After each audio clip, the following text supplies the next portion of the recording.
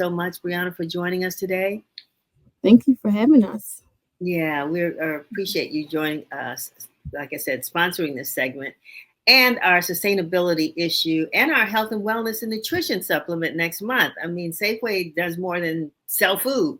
We do, yes. So we're happy to be able to talk about some of those initiatives with you today. Wonderful. Well, one that we are really excited about and want to know so much more about, our viewers would, is the Safeway's Fresh Rescue Initiative. Tell us about that and what are some of its objectives?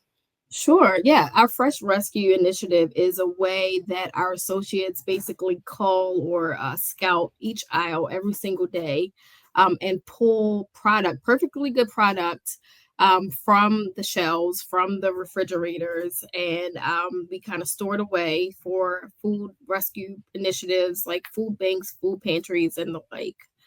So these are things that are perfectly good to eat, but just don't, meet our mass retail standards. And so it's a way, as far as the initiatives, it's a way to reduce our carbon footprint, which is always great. It's a way that our associates can get involved in the philanthropic side of the business. And then it's a way that we can help to impact our local food banks around us.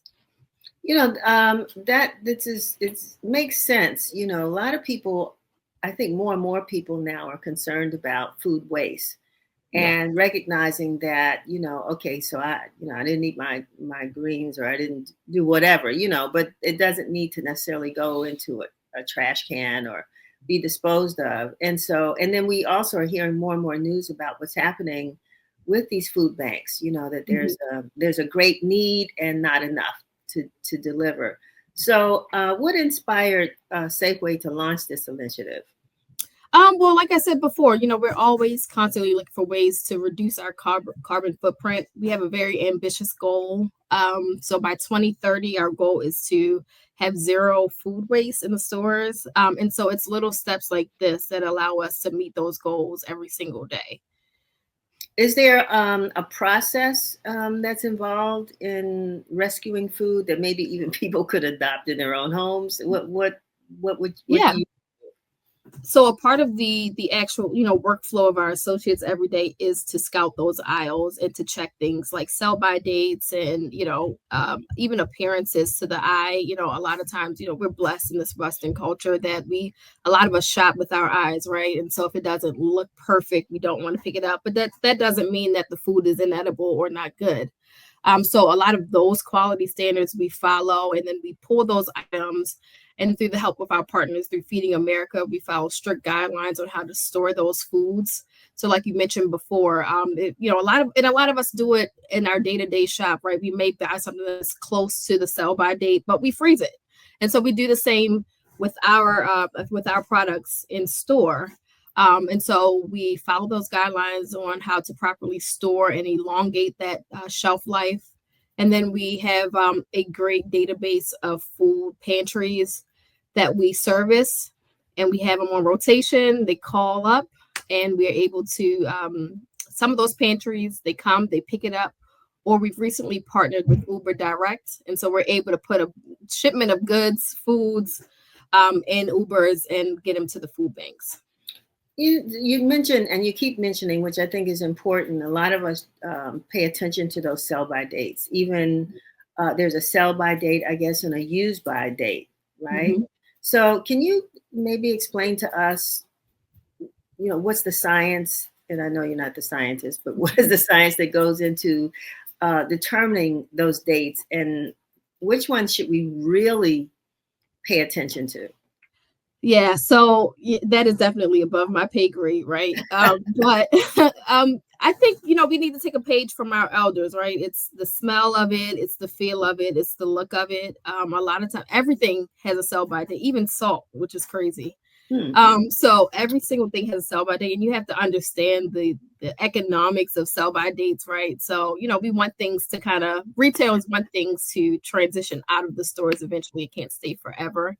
But however, using your best judgment, that is what we suggest. But again, a lot of us are blessed to be very particular in what we shop for and how we shop. And so a lot of the things are perfectly good to eat, but, some people just don't want to, not take the risk, but they don't want to buy something that may not look good or feel good or it doesn't have the correct date on it.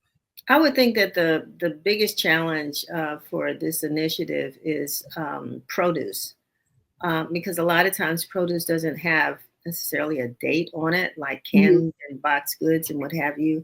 So what goes into making a decision when to start pulling, oranges and apples and whatever off of the shelves? So that is one of the departments that we don't our produce sales, we have really great produce, and so a lot of our customers purchase it all up. However, there is a guide. Like I said, we take our cues from Feeding America, which is basically kind of the foundation for a lot of the guidelines where food banks kind of run through. Mhm. So we take their guidelines as far as, what should we pull. And we have a lot of grant programs that we're able to pull things that are fresh or that, do not appear to be going bad, for lack of a better word. And so it's really, we rely on our produce department to kind of make that call, as well as Feeding America. When people, I'm curious about how, community organizations or individuals are involved or can get involved in the Fresh Rescue Initiative. Is there something that there's a place for folks to sort of support what Safeway is doing? Yeah, so I would say, if I can, on behalf of the food banks, I think their biggest challenge and the biggest hindrance to this program is transportation. That is why Uber Direct is so important. It's so important because, as you probably know, Denise, a lot of these food banks are ran part time. A lot of them are not a full time entity. They don't have a mass, transit organization to get trucks, and they don't have refrigeration, so they really rely on volunteers to pick up.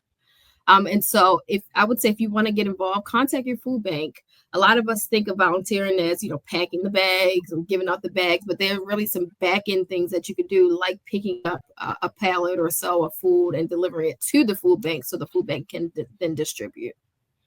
Is there, are you all finding maybe that, I don't know what we're going through right, well, I do know what we're going through right now. Now, everybody's talking about the price of eggs, but, are you finding from your standpoint a greater demand for the Fresh Food Initiative, Fresh Rescue Initiative before, let's say last year? Is there an increase in need?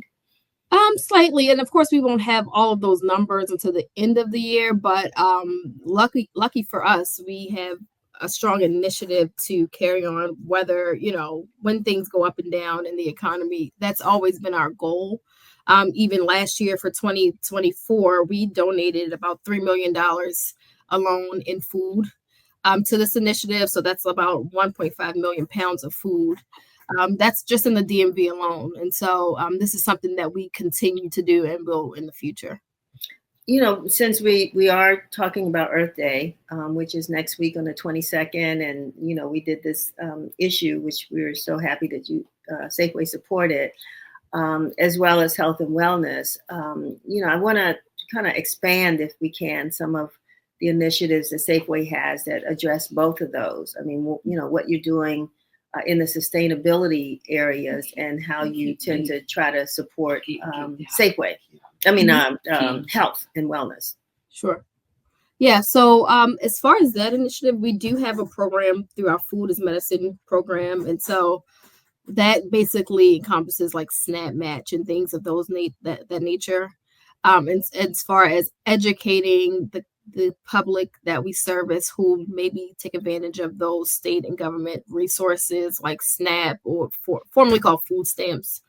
And so we try to partner with organizations that help to foster the education of proper eating habits. So once they get the food that is donated, or once they claim their benefits in the stores, we try to get them programs to better utilize the food that they get. And so we offer those incentives through projects like the SNAP Match program, where we basically match the dollars spent with food, fresh fruit and vegetables to help them, eat healthier.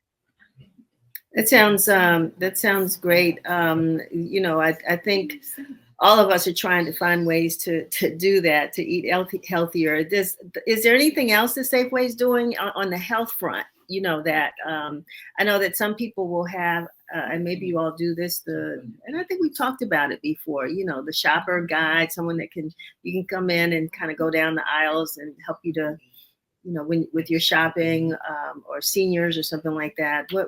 Any other initiatives that you want to share with us? Yeah, so we do have a lot of resources like on our website that include like healthy recipes.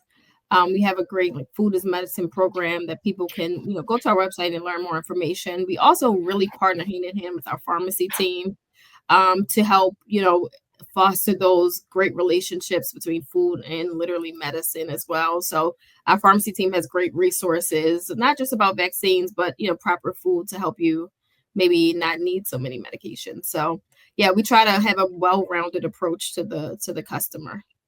Well, this is fantastic. I mean, I think I've asked about all the questions I can think of about the sustainability or the Fresh Rescue Initiative, unless there's something I've missed that you think, I keep saying readers because I'm so focused on the newspaper, but that our viewers might want to know. Is there anything we missed?